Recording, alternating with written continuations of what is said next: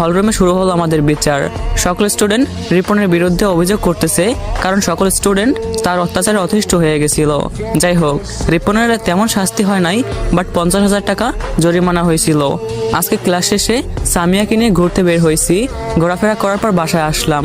এভাবে কেটে গেল 15 দিন। আজকে কলেজের ক্যাম্পাসে বসে আছি, এমন সময় একটা মেয়ে এসে বলল, আমি কি আপনাদের ফ্রেন্ড হতে পারি? আমি বললাম, তুমি কোন ইয়ার?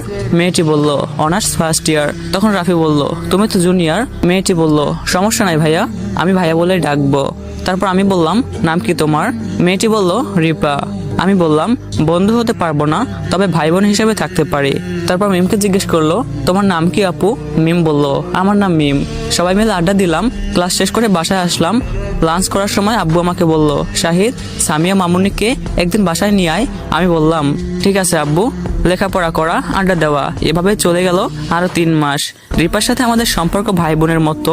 একদিন রাতে রুমে বসে ফোন চালাচ্ছিলাম, হঠাৎ মনে হলো কেউ রুমে ঢুকছে।